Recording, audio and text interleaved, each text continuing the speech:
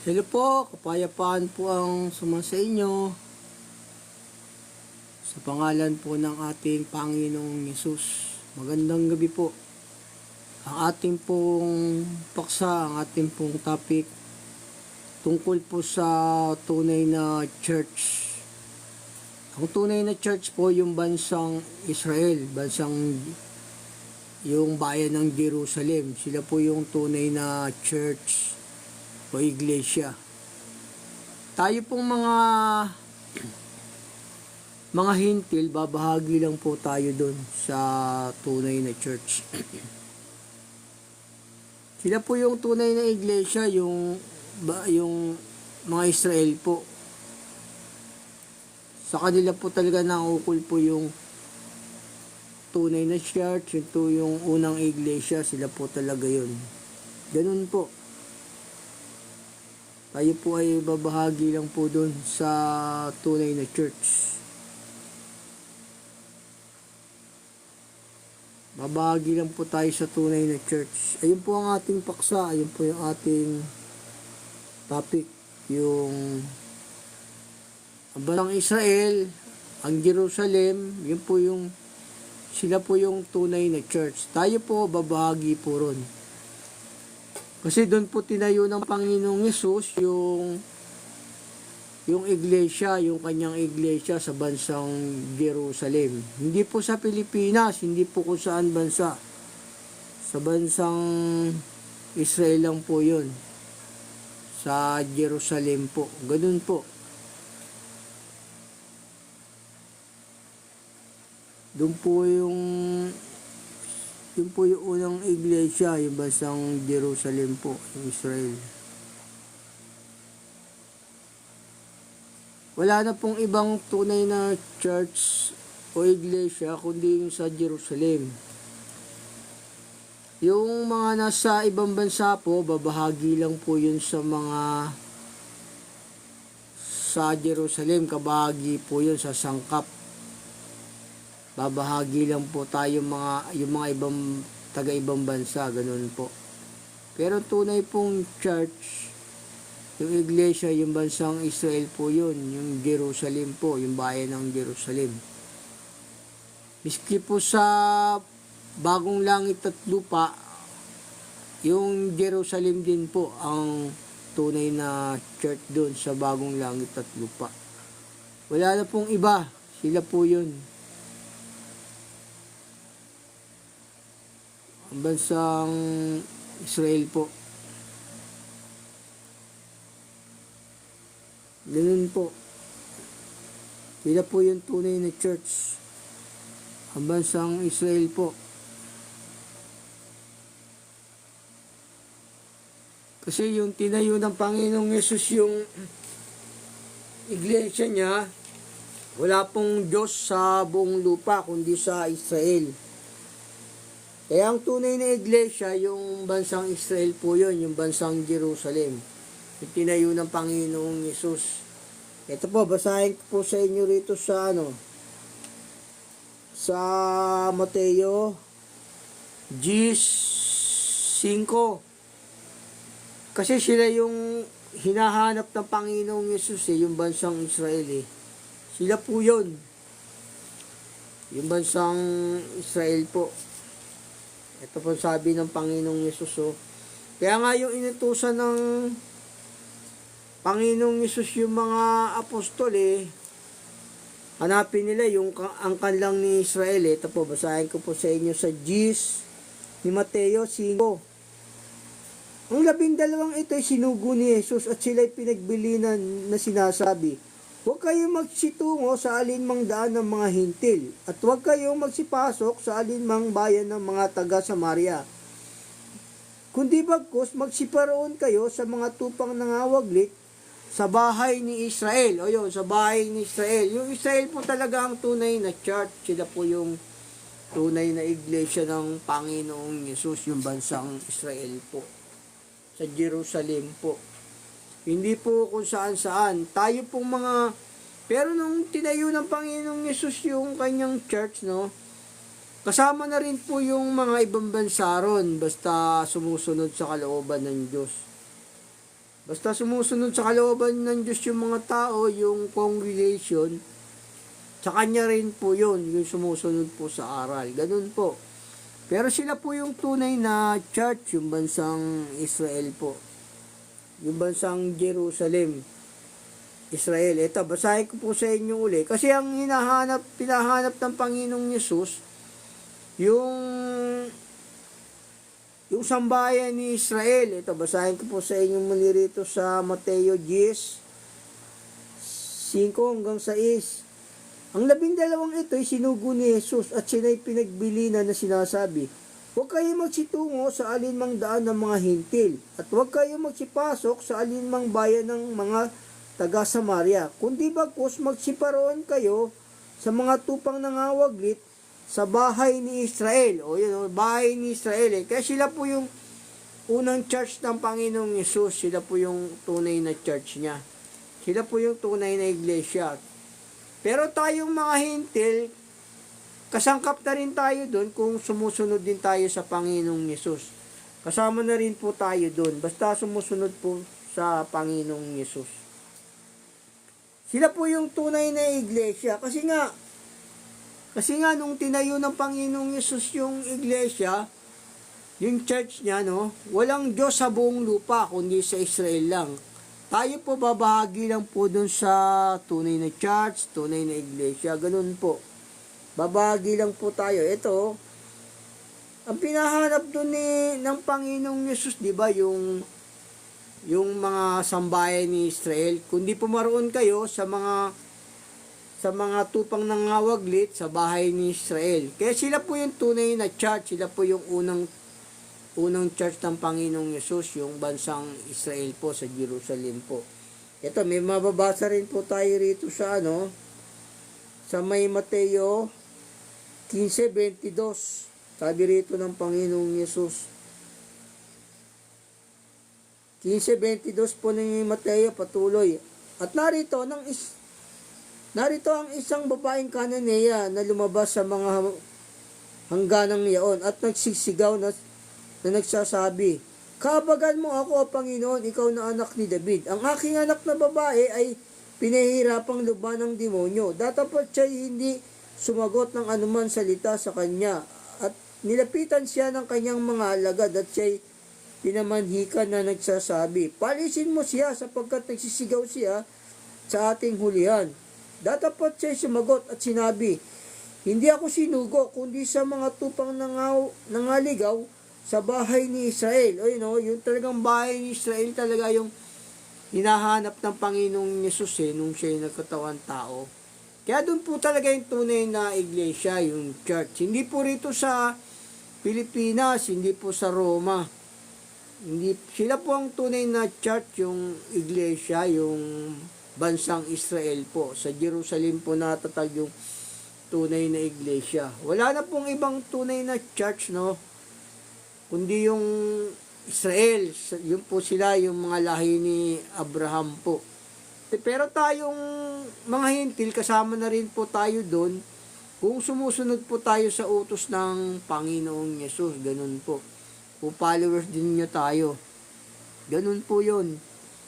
Pero sila po yung tunay na iglesia, na church. Kasi nung tinayo ng Panginoong Yesus yung church, yung kanyang church, walang Diyos sa buong lupa, kundi sa Israel lang. Ganun po. Kaya sila po yung tunay na church. O, basahin ko po sa inyo itong muli. Sa may 15:24 na lang po ng Mateo. Datapat siya sumagot at sinabi, hindi ako sinugo, kundi sa mga tupang nangaligaw sa bahay ni Israel. O, talagang bahay ni Israel talaga yung ang tunay na church. Ganyan po, sila po talaga yung tunay na church. Yung bansang Israel, bansang sa Jerusalem po. Yung Panginoong Yesus nga hindi nga nakikipag-usap. Sabi nga ng mga Hudyo, hindi nakikipag-usap yung mga Hudyo sa mga Samaritano. Kasi nga sila yung ang tunay na church, yung iglesia, yung bansang Israel po Ganun po. Sila po yung tunay na church. Yung mga bansang Israel. Hindi nakikipag-usap yung mga Hudyo sa Samaritana, ang pinahanap ng Panginoong Yesus yung mga tupang nangaligaw sa bahay ni Israel, di ba? Sabi. Ito, basahin ko sa inyo rito sa 1:4-1. Patuloy. Noong maalaman niya nga nang ang Panginoon na nabalitaan ng mga Pariseo na si Jesus ay gumagawa at bumabautismo ng lalong maraming alagad kaysa kay Juan. Bagamat hindi bumabautismo si Jesus kundi ang kanyang mga alagad, nilisan niya ang Judea at naparoon muli sa Galilea. Sa kinakailangan magdaan siya sa Samaria. Sumapit nga siya sa isang bayan ng Samaria na tinatawag na Sicar, malapit sa bahagi ng lupang ibinigay ni Jacob kay Jose na kanyang anak. At naroon ang balon ni Jacob. Si Jesus nga nang napapagod na sa kanyang paglalakbay ay naupo gayon sa tabi ng balon. Magika-6 na nga ng oras, dumating ang isang taga Samaria upang umigib ng tubig. At sa kanya sinabi ni Jesus, "Painumin mo ako sapagkat napasabayan ang kanyang mga alagad upang magsibili ng pagkain." Sinabi nga sa kanya ng babaeng Samaritana, "Paano nga ikaw na isang Hudyo ay humihingi ng maiinom sa akin? At ako'y babaeng Samaritana, sapagkat hindi nakikipag-usap ang mga Hudyo sa mga Samaritano." Yun hindi nakikipag-usap yung mga Samaritano sa mga Hudyo. Kaya yung tunay na church nung unang panahon, yung bansang Israel po yun. Sa Jerusalem po yung unang church. Dahil hindi nakikipag-usap yung mga Hudyo sa mga sa mga Samaritano. Kaya ang pinahanap nga ng Panginoong Yesus yung mga tupang nangawaglit sa bahay ni Israel. Kaya sila po yung tunay na church o iglesia ng una. Pero tayo, kasama na rin po tayo doon pagka yung sumusunod tayo sa Panginoong Yesus. Pero sila po yung original, yung bansang Israel, yung Jerusalem, ganun. Sila po yung original. Tayo kabahagi lang po doon, kasangkap po tayo ng katawan. Ganun po. Kasi sabi ng Panginoong Yesus, gawin ninyong alagad ang lahat ng mga bansa, sabi niyang ganun. Kaya sila po yung tunay na church o ganun. Yung tinayo ng Panginoong Yesus yun, ito yung babasahin ko sa inyo rito sa Amos, Kasi bago pa man siya magkatawang tao,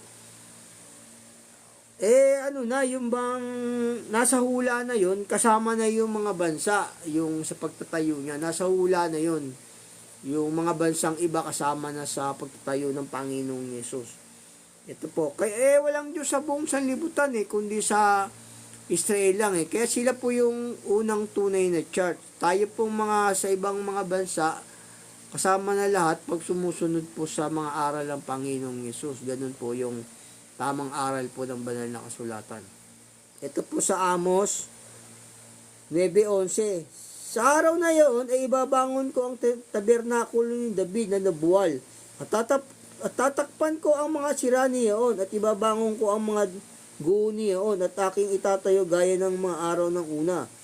Upang kanilang ariin ang nalabi sa Edom at lahat ng mga bansa, ito sabi rito, at ang lahat ng mga bansa, ang lahat na bansa na mga tinawag sa aking pangalan, sabi ng Panginoon na gumagawa nito. Yun, kasama na po yung mga lahat ng mga bansa, yung tinayo ng Panginoong Yesus, yung church ng una sa Jerusalem, kasama na po yung mga bansa ron. Ganun po. Pero sila po yung tunay na iglesia church, yung bansang Israel po, yung sa binhi ni Abraham. Pero yung pagtatayo ng Panginoong Yesus, kasama na rin po tayo doon. Kasi sabi rito, at ang lahat na bansa na mga tinawag sa aking pangalan, sabi ng Panginoon ng mga gumagawa nito. Yun, kasama na po rin po tayo lahat ng mga bansa ron pagka yung sumusunod sa Panginoong Yesus. Pero sila po yung tunay na church o iglesia, yung bansang Israel po, ganun po.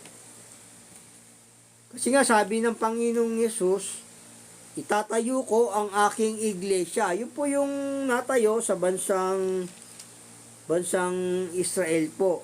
Pero kasama na yung mga sa lahat ng mga bansa ron, basta sumusunod sa utos ng Panginoong Hesus. Ganun po. Pero sila po yung original kasi maraming nagsasabing bulaan sila raw yung tunay na church na iglesia. Ang pinahanap ka ng Panginoong Hesus dito yung mga nangaligaw natupa sa bahay ni Israel Kaya nga sila po yung tunay na church na una na iglesia, yung mga bansang Israel.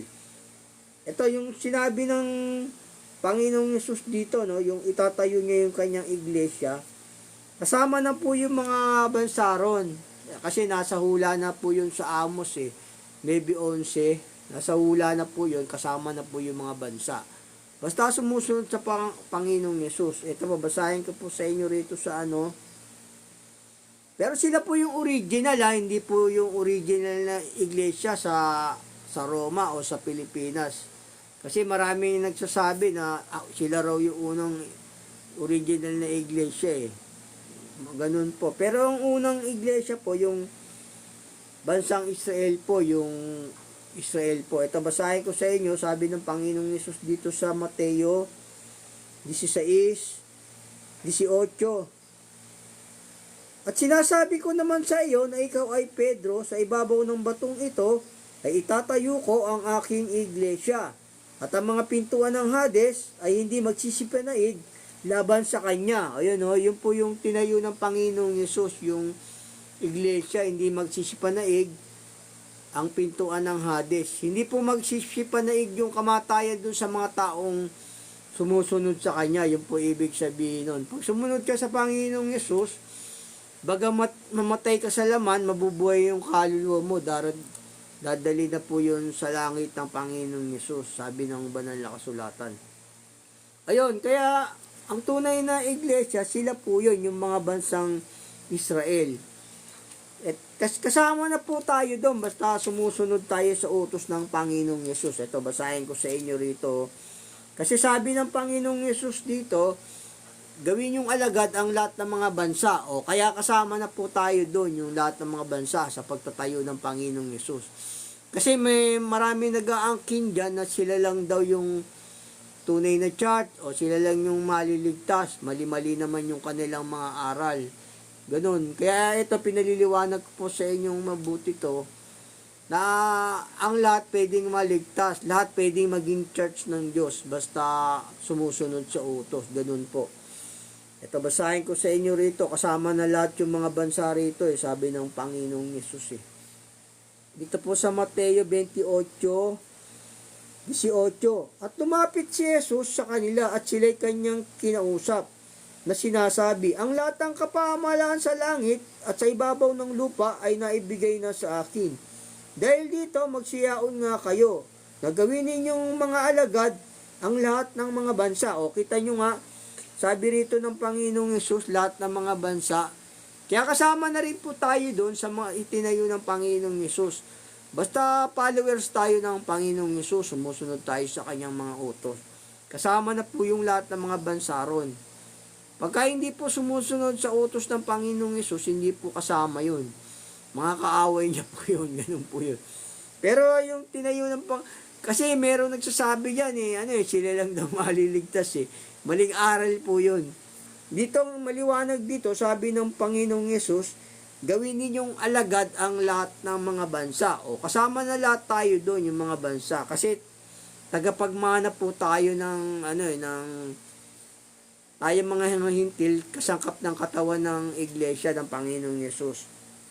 O, kasama na po tayo doon. Basahin ko po sa inyong muli. Kasi dito, sabi rito, ang lahat ng mga bansa. O, kakasama po lahat ng mga bansa ron sa pagtatayo ng Panginoong Hesus. Kasangkap din po yun pagka sumusunod sa kanyang utos, yung lumalakad kasi liwanag. Sabi nga ng Panginoong Hesus, ang sumusunod sa akin, hindi siya lalakad sa kadiliman, kundi magkakaroon ng ilaw ng kabuhayan. Ayun po, yung lahat ng mga bansang sumusunod sa Panginoong Hesus, yun po yung ilaw ng kabuhayan, sabi ng Panginoong Hesus. Ito, basahin ko po sa inyong muli rito sa Mateo 28:18 hanggang 20 na po.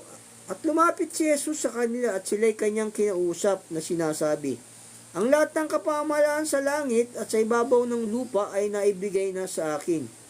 Dahil dito, magsiyaon nga kayo at gawin ninyong mga alagad ang lahat ng mga bansa, kaya kasama na po tayo doon. At sila inyong bautismuhan sa pangalan ng Ama, ng Anak at ng Espiritu Santo, na ituro nyo sa kanila na kanilang ganapin ang lahat ng mga bagay na inuutos ko sa inyo. At narito, ako'y sumasa inyong palagi hanggang sa katapusan ng sanlibutan. Basta sumusunod tayo sa lahat ng mga utos niya. Kasi sabi rito, lahat ng mga bansa Basta sumusunod tayo sa mga utos niya, kasama na po tayo doon sa itinayo ng Panginoong Yesus na church. Ganun po. Kaya yung mga iba dyan nag-aangkin na sila yung tunay na church, mga bulaan po yun. Kasi nga, sabi rito, lahat ng mga bansa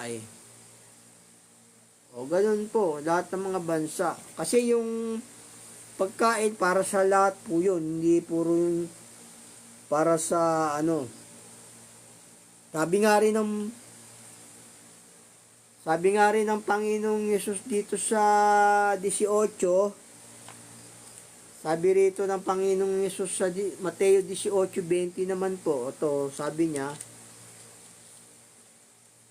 kasi sa lahat ng dako po sa lahat po ng dako Dito po sa 18 ni Mateo 19 hanggang 20, sabi po rito ng Panginoong Yesus, muling sinasabi ko sa inyo, na kung pagkasunduan ng dalawa sa inyo sa lupa ang nauukol sa anumang bagay na kanilang hingin ay gagawin sa kanila ng aking Ama na nasa langit.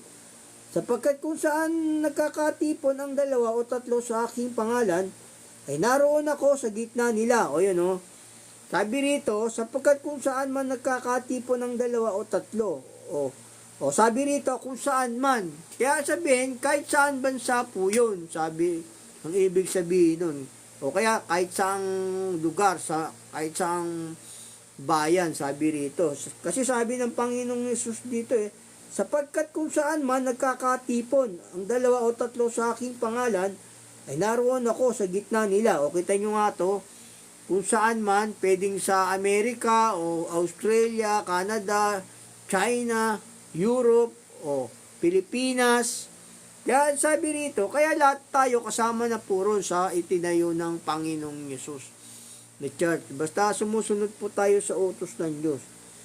Kasi sabi rito, kung saan man o kahit na sa Bulacan, Pampanga, Bisaya, o Pangasinan, Dagupan, Baguio, o Davao, o Mindanao, o ganun. Kasi sabi niya kung saan man Kaya kasama na po lahat ng mga bansa ron sa itinayo ng Panginoong Yesus na church. Kahit sa pa po yun, sa Iraq, sa Iran, o ganun po, kasama na po lahat ng mga bansa ron, sa Canada o sa Europe, o kasama na lahat po yung mga bansa ron. Pero yung unang iglesia po, yung bansang Israel po yun, sila po yun. Miski sa bagong langit at lupa, yung angkan po ni Israel na nando doon. Yung sila po yung pintuan doon, yung 12 apostol po. Doon po sa may bayan doon. Bayan ng Jerusalem sa bagong langit at lupa. Ganun po, sila po yung tunay na iglesia, yung mga bansang Israel. Sa bawat dako, kasama na po yung mga ibang bansa po ron. Kasi nga, nung tinayo ng Panginoong Yesus yung iglesia, nung tinayo niya yung iglesia niya, walang Diyos sa buong lupa, kundi sa Israel. Ito, basahin ko sa inyo rito. Kay Kalawang Hari, 5:15. Kaya sila po yung tunay na church nung una, yung bansang Israel. Tapos nung papanik na siya sa langit, sinabi na ng Panginoong Yesus na kasama na rin yung mga bansa ron. Pero ang una pong church, yung bansang Israel po, sila po yun. Sila po yung unang church, sila po yung unang iglesia. Kasi nung tinayo ng Panginoong Yesus po yung iglesia niya, walang Diyos sa buong lupa, kundi sa Israel. Ito, basahin ko po sa inyo rito. Sa may Ikalawang Hari 5:15. At siya'y bumalik sa lalaki ng Diyos, at siya at ang buong pulutong niya, at naparoon at tumayo sa harap niya. At siya'y nagsabi, narito ngayon, aking talastas na walang Diyos sa buong lupa, kundi sa Israel. O kita nyo nga to, walang Diyos sa buong lupa, kundi sa Israel. Kaya nung itinayo ng Panginoong Yesus yung unang church niya, sa Israel po yun, yung sa Jerusalem po. Hindi po rito sa Pilipinas. Tayo po ay makasangkap lang ng katawan. Walang Diyos sa buong lupa, kundi sa Israel. Ito, basahin ko po sa inyong muli. Dito po sa Ikalawang Hari 5:15. At siya'y bumalik sa lalaki ng Diyos, at siya at ang buong pulutong niya. At naparoon at tumayo sa harap niya, at siya'y nagsabi, narito ngayon, aking talastas na walang Diyos sa buong lupa, kundi sa Israel. O, kita nyo nga, sinasamo ko ngayon sa iyo na tanggapin mo ang kaloob ng iyong lingkod. O, walang Diyos sa buong lupa kundi sa Israel nung itinayo ng Panginoong Yesus yung kanyang church. Kaya ang tunay na church, yung bansang Israel po yun, yung mga binhi po ni Abraham.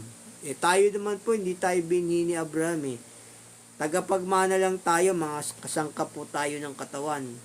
Pero basta sumusunod sa Panginoong Yesus na, no? Kasama na po lahat yung mga bansa ron, sabi ng banal na kasulatan. Nung papanik na siya sa langit, sabi niya, gawin yung alagad ang lahat ng mga bansa. O, kasama na po tayo dun. Pero yung tunay na church, no, yung bansang Israel, para hindi po kayo maloko ng mga bulaang propeta, kasi pinapalagay ng mga ibang bulaan dyan, sila daw yung tunay na church. O, huwag kayo maniniwala po dun. Mga bulaan yun. Kasi walang Diyos sa buong lupa, kundi sa Israel, sabi ng banal na kasulatan. Ito, basahin ko rin sa inyo rito sa sa Efeso 2:11, walang Diyos sa sanlibutan. Dito po sa walang Diyos sa sanlibutan, sabi rito, dito sa may Efeso 2:11. Kayo nga, alalahanin ninyo na kayo'y noong una, mga hintil sa laman. Tinatawag na di pagtutuli niyong tinatawag na pagtutuli sa laman na ginagawa ng mga kamay. Na kayo ng panahong yaon ay mga hiwalay kay Kristo at mga di kabilang sa bansa ng Israel at mga taga-ibang lupa tungkol sa mga tipan ng pangako, na walang pag-asa at walang Diyos sa sanlibutan. O, kita nyo nga rito, sabi rito sa Efeso, walang Diyos sa sanlibutan. Kaya ang Diyos kasi nung araw, nandun sa bansang Israel lang. Hindi niya pa sinasakop yung mga, bagamat may Diyos na nun, pero nung itinayo ng Panginoong Yesus yung iglesia niya, walang Diyos sa sanlibutan, kundi sa Israel. Kasi sila yung chosen people na pinili ng Diyos, yung bansang Israel. Kaya sila po yung tunay na church, sila po yung tunay na iglesia. Kaya huwag kayong maniniwala sa mga bulaan na sila yung tunay na church. Ang tunay na church, yung bansang Israel po yun, tayo kabahagi na po ron. Pag sumusunod po tayo sa utos, kabahagi po tayo ng church ng Panginoong Yesus. Ganun po yun. Ito, basahin po sa inyong muli, kasi sabi rito, walang Diyos sa sanlibutan. O, nung itinayo ng Panginoong Yesus yung iglesia sa Jerusalem, wala pang Diyos sa sanlibutan kundi sa Israel lang Kaya sila po yung tunay na church, yung iglesia. Basahin ko po sa inyong muli rito sa Efeso 2:11. Kaya nga, alalahanin ninyo na kayo noong una, mga hintil sa laman, tinatawag na di pagtutuli, niyong tinatawag na pagtutuli sa laman na ginawa ng mga kamay, na kayo ng panahong yaon ay mga hiwalay kay Kristo na mga di kabilang sa bansa ng Israel at mga taga-ibang lupa tungkol sa mga tipan ng pangako, na walang pag-asa at walang Diyos sa sanlibutan. O, kita nyo nga, walang Diyos sa sanlibutan nung itinayo ng Panginoong Yesus yung kanyang iglesia. Ganun po. Sila po yung tunay na church, yung bansang Israel po. Tayo po mga hintil, kabahagi na po tayo doon nung papanik na yung Panginoong Hesus sa langit. Sinabi niya, o gawin yung alagad ng lahat ng mga bansa. O kasama na tayo doon kasama na lahat yung mga bansa ron basta sumusunod sa utos. Kasi mga tagapagmana tayo, sabi ng banal na kasulatan eh. Yung tinubos po, yung sumusunod sa utos, sila po yung natubos ng dugo ng Panginoong Hesus, yung sumusunod na sa utos. Ganun po, sila po yung kasama na po tayo doon basta sumusunod tayo sa utos. Kasi yung pinapalagay kasi ng iba sila lang yung tinubos eh. Lahat po pwedeng matubos basta sumusunod na sa utos ng Panginoong Hesus. Kasi yung buhay ng Panginoong Hesus, yung kanyang dugo ibinigay niya sa kanyang mga kaibigan. Yung mga kaibigan niyang sumusunod na sa kanya. Yun po yung mga tinubos na na tao, yung mga sumusunod na sa utos. Ito, basahin ko sa inyo rito. Doon niya ibinigay yung kanyang buhay sa mga sumusunod sa utos niya. Ito po sa 1:15-11. Ang mga bagay na ito ay sinilta ko sa inyo upang ang aking kagalakan ay mapa sa inyo at upang ang inyong kagalakan ay malubos. Ito ang aking utos na kayo'y mag-ibigan sa isa't isa gaya ng pag-ibig ko sa inyo. Walang may lalong dakilang pag-ibig kaysa rito na ibinigay ng isang tao ang kanyang buhay dahil sa kanyang kaibigan. Kay aking mga kaibigan, kung gawin ninyo ang mga bagay na aking inuutos sa inyo. Ayun doon niya ibinigay yung kanyang buhay yung mga sa taong sumusunod na sa kanya. O yung sa mga kaibigan niyang sumusunod na sa kanya, doon niya po binigay yung kanyang buhay. Yung sumusunod na. Sila po yung natubos, yung mga sumusunod na sa Panginoong Hesus. Halimbawa, nagkasala ka, tapos magbalik loob ka na, natubos ka na ng Panginoong Hesus kasi doon niya binigay yung kanyang buhay sa mga kaibigan niyang sumusunod na yung utos. Sa buong bansa, buong mundo po yun, sa lahat po ng mga bansa. Hindi po yung mga iba kasi dyan nagsasabi, sila lang yung tunay o sila yung tunay na church. Mali po yung aral na ganun. Kasi nga yung pantubos, para sa sanlibutan po yung pantubos. Hindi yung para sa kanila lang. Mali po yun. Ito, basahin ko po sa inyo muli rito. Kasi yung binigay niya yung kanyang buhay sa mga kaibigan niyang sumusunod na sa utos. Ito po sa may 1:15-13. Walang may lalong dakilang pag-ibig kaysa rito na ibinigay ng isang tao ang kanyang buhay dahil sa kanyang mga kaibigan. Binigay niya yung kanyang buhay sa kanyang mga kaibigan. Kay aking mga kaibigan, kung gawin ninyo ang mga bagay na aking iniutos sa inyo. Doon niya binigay yung kanyang buhay sa mga kaibigan niya, sumusunod na yung sa kanyang utos. Gaya ni Abraham. Sumunod si Abraham, di ba? Kaya tinawag niyang kaibigan kong Abraham, di ba? Tinawag niya si Abraham, kaibigan na, hindi niya. Ganun din tayo, kaibigan na tayo ng Diyos pag sumusunod tayo sa utos. Hindi na tayo alipin. Hindi ko na kayo inaaring alipin sapagkat hindi alam ng alipin ang ginagawa ng kanyang Panginoon, sabi ng Panginoong Hesus. Kayo kaibigan ko kung tinutupad ninyo ang aking utos. Sa mga kaibigan niyang tumutupad ang utos, doon niyo po yung binigay ang kanyang buhay. Yun po yung mga natubos na. Basahin ko po sa inyong muli para maintindihan niyo. Walang may lalong dakilang pag-ibig kaysa rito na ibinigay ng isang tao ang kanyang buhay dahil sa kanyang mga kaibigan. Doon niya binigay ang kanyang buhay sa mga kaibigan niya sumusunod na sa utos. Kay aking mga kaibigan, kung gawin ninyo ang mga bagay na aking inuutos sa inyo. Yung gumagawa na ng utos, yun yung binigay, yun po yung natubos. Yung mga kaibigan niya na. Pero sa lahat po yun ng mga bansa, sa lahat ng mga bansa po yun. Yung mga sumusunod sa Panginoong Hesus na. Kasi nung pumanik po siya sa langit, sabi niya gawin ninyong alagad ang lahat ng mga bansa. Ganun po. Pero hindi po yung tunay na church dito sa Pilipinas o sa Roma, sa Jerusalem po yun. Kasangkap lang po tayo doon kabahagi sa inano ng Panginoong Hesus. Kasangkap lang po tayo doon. Kasi lahat ng mga bansa sabi rito yung mga sumusunod sa utos, ito, basahin ko sa inyo rito. Kasi lahat ng mga bansa sabi rito Ito sa ano po, no? Sa Apokalipsis 5:5 patuloy. At sinabi sa akin ng isa sa matatanda, huwag kang umiyak. Narito ang leon na ang sangkan ni Huda, ang ugat ni David, ay nagtagumpay upang magbukas ng aklat at ng 7 tatak nito. At nakita ko sa gitna ng luklukan at ng 4 nilalang na buhay at sa gitna ng matatanda ang isang kordero na katayo na wari pinatay, na may 7 sungay at 7 mata na siyang 7 espiritu ng Diyos na sinugo sa buong lupa.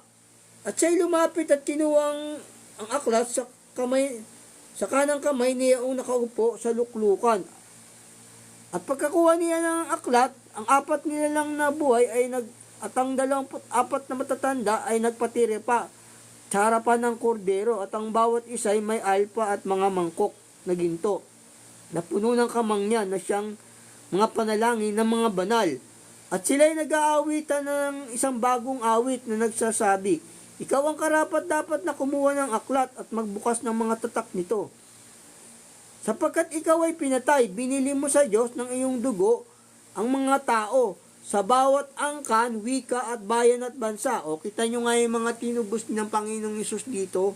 Sabi rito, sapagkat ikaw ay pinatay at binili mo sa Diyos ng iyong dugo ang mga tao sa bawat angkan at wika at bayan at bansa. O kita nyo nga ang tinubos ng dugo ng Panginoong Hesus sa mga wika-wika, bansa-bansa, hindi po sa isang kongregasyon lang. Kasi sabi rito sa banal na kasulatan sa mga wika, mga bansa o mali po yung mga aral na sinabi nila, sila yung tinubos. Mali pong aral yun. Mga bulaan po yun. Mga manluloko po yun. Ito, basahin ko sa inyong muli rito. Sa Apokalipsis 5:9. At sila ay nag-aawitan ng isang bagong awit na nagsasabi, ikaw ang karapat-dapat na kumuha ng aklat at magbukas ng mga tatak nito, sapagkat ikaw ay pinatay at binili mo sa Diyos ng iyong dugo ang mga tao. Sabi rito, mga tao, di ba? Sa bawat angkan at wika. Tingnan nga, bawat angkan, wika, sabi rito, bawat angkan, wika. Bawat wika, wikang Pilipino, wikang Ilocano, Bisaya, di ba? Wikang, lahat ng wika, sabi rito, ang mga tao, sabi, ang binili niya, yung binili, tinubos. Sabihin, kasi bawat wika, binili niya ng Diyos yun, basta sumusunod sa utos niya. Ganun po yun. Hindi yung sabihin nila, kami yung tinubos, maling aral po yun. Kasi sabi rito, sapagkat ikaw ay pinatay, binili mo sa Diyos ng iyong dugo ang mga tao sa bawat angkan at wika. Bawat angkan ng mga Inchek, bawat angkan ng mga Israel, bawat angkan ng mga Arabo, bawat angkan ng mga Ilocano, bawat angkan ng mga Bicolano. Ganun po yun, lahat ng wika kasi dito, sabi ng banal na kasulatan hindi yung sa Pilipino lang, mali po yun. Kasi dito mga wika sabi, wikang Europe o Canada, wikang Indonesia, wikang Taiwan, ganun po yun. Lahat po ng mga bansa, may binili ang Diyos dyan, may binili ang Panginoong Hesus basta sumusunod sa kanyang utos.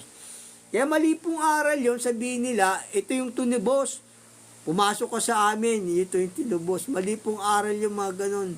Hindi po sugo ng Diyos yun yung nagsasabing ganun. Ito yung tinubos na tunay na iglesia, sabi ng iba dyan pumasok ka sa amin, dito ka maliligtas. Hindi po totoo yun. Kasi dito, ang tinubos binili, mga wikat bansa. Sige mali po yung mga aral na nagsasabi, sila yung tinubos.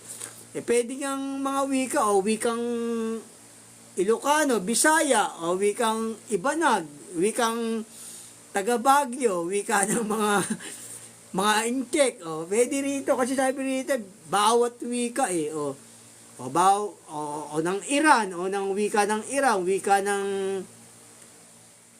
Laos, wika ng mga, basta lahat ng mga wika, o binili ng Panginoong Yesus yun, yung mga sumusunod sa utos. O basahin ko po sa inyong muli. Dito po sa Apokalipsis 5:9. At sila ay nag-aawitan ng isang bagong awit na nagsasabi, ikaw ang karapat dapat na kumuha ng aklat at magbukas ng mga tatak nito, sapagkat ikaw ay pinatay at binili mo sa Diyos ng iyong dugo ang mga tao. O tanyang mga tao, sabi rito, sa bawat angkan at wika, at bayan at bansa. At sila yung ginawang kaharian at mga saserdote sa aming Diyos. At sila'y maghahari sa ibabaw ng lupa. O yun Basta lahat ng wika, mga bansa, binili ng Panginoong Yesus yan. Basta yung sumusunod sa utos. Ayun po, basta ang tunay na church, yung bansang Israel o Jerusalem, tayo kabahagi na po doon. Basta sumusunod sa utos. Ayun po, lahat po ng bansa, binili ng Panginoong Yesus, lahat ng mga wika. Basta sumusunod po sa utos. Kaya mali po yung aral yun. Aral na sabihin nila, nabasa mo yung pangalan na ganon, iglesia kami ng Diyos, ni Kristo, kami yung tinubos. Mali pong aral yun. Kasi dito sa banal na kasulatan, ang binili tinubos, mga bansa, wika, angkan, bayan, sabi po doon, mga tao. Yun po yung tamang aral. Hindi po yung sinasabi nila, kami ang tunay, kami ang binili ng tinubos. Nabasa nila yung Gawa 20:28, sila daw yun. Mga bulaan po yun, mga mali pong aral po yun. God bless po, sana naintindihan.